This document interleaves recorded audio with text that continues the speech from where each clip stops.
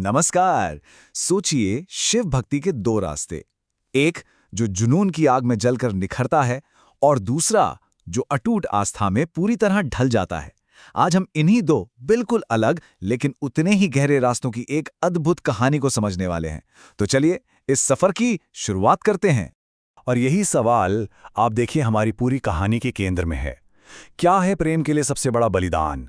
क्या वो सम्मान की रक्षा के लिए जल जाना है, या फिर अपनी आस्था के लिए खुद के अस्तित्व को ही बदल देना है?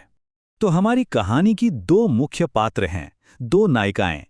एक तरफ हैं देवी सती, जो शक्तिशाली तो हैं पर उनके पिता हैं अहंकारी प्रजापति दक्ष। और वहीं दूसरी तरफ हैं पुनीतावती, एक साधारण व्यापारी परिवार की एक खूबसूरत महिला जिनके मन में शिव के लिए कह सकते हैं अटूट श्रद्धा है। देखिए, दोनों की दुनिया ही कितनी अलग है। सती जो दिव्यता में जन्मी है, भक्ति तो जैसे उनके अस्तित्व का एक स्वाभाविक हिस्सा है। वहीं दूसरी ओर पुनीतावती, एक साधारण इंसान जिनकी जिंदगी का सबसे बड़ा मकसद ही भक्ति है। और बस यहीं से उनके रास्ते अलग होना शुरू हो जाते हैं। तो चलिए अब कहानी में थोड़ा और आगे बढ़ते हैं और देखते हैं कि वो कौन से पल थे जिन्होंने सब कुछ बदल दिया। सती के लिए ये एक बाहरी टकराव था, समाज के सामने हुआ एक अपमान, जबकि पुनीतावती के लिए ये एक अंदरूनी संघर्ष था, एक बहुत ही गहरी आध्यात्मिक अनुभूति। अब दोनों के इन बड़े फैसलों के पीछे की वजहों को देखें तो वो भी एकदम अलग है। सती का जो संकल्प है वो अपने पति के सम्मान की रक्षा के लिए क्रोध से पैदा हुआ है। दूसरी तरफ पुनीतावती की जिंदगी में एक चमत्कार होता है जो उन्हें उनके पति से ही दूर कर देता है, और जानते हैं यही दूरी उन्हें पूरी तरह से शिव की ओर मोड़ देती है। अब आते हैं कहानी के उस पड़ाव पर जो इन दोनों अलग अलग किरदारों को एक ही धागे में पिरोता है। ये वो लम्हा है जब सती और पुनीतावती दोनों को ये लगने लगता है कि उनका ये भौतिक शरीर, उनका ये देह शिव से उनके रिश्ते में एक रुकावट है, एक बाधा। सती के लिए उनका ये शरीर एक कलंक जैसा था।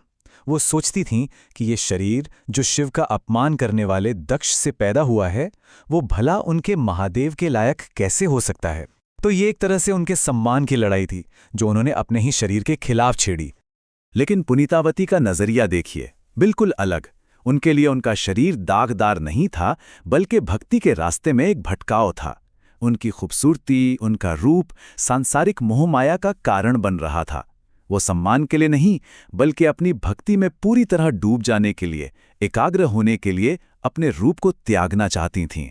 तो कुल मिलाकर हमारे सामने दो प्रतीक आते हैं, आग और हड्डियां, यानी अग्नि और अस्थि।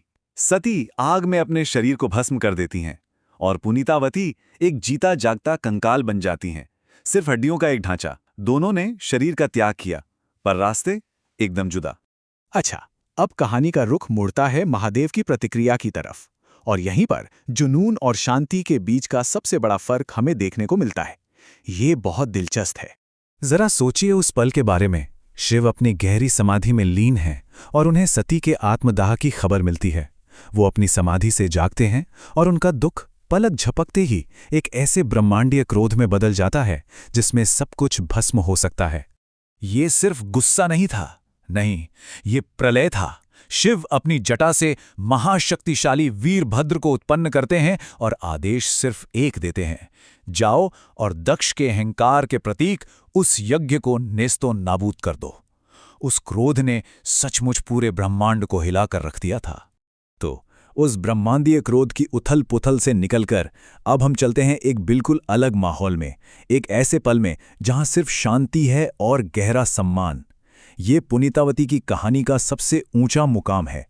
अपने उस कंकाल जैसे शरीर में वो कैलाश की मुश्किल चढ़ाई करती हैं, पर अपने पैरों पर नहीं, नहीं, वो सिर के बल चलती हैं।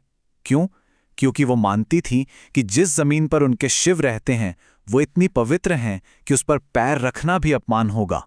सोचिए, ये भक्ति और तपस्या की क्या हद थी। और फिर आता है वो क्षण। ब्रह्मांड के स्वामी महादेव उस कंकाल रूप को देखते हैं, उस भक्त को जिसने अपना सब कुछ त्याग दिया, और उसे भक्त नहीं बल्कि अम्मा यानी मां कहकर पुकारते हैं। सोचिए, पूरी सृष्टि के स्वामी किसी को मां कह रहे हैं। ऐसा सम्मान इतिहास में किसी को नहीं मिला, और जवाब में पुनीतावती भी उन्हें अप्पा यानी पिता कहती हैं। तो सवाल उठता है कि इन दोनों भक्ति के रास्तों का आखिर अंजाम क्या हुआ। हाँ, दोनों को ही शिव का साथ मिला, पर मिलने का अंदाज, उसका रूप बिल्कुल अलग था। ये जो तुलना है ये पूरी कहानी का सार है, समझिए। सती का रास्ता था क्रोध और अग्नि का, जिसका नतीजा क्या हुआ? पुनर्जन्म।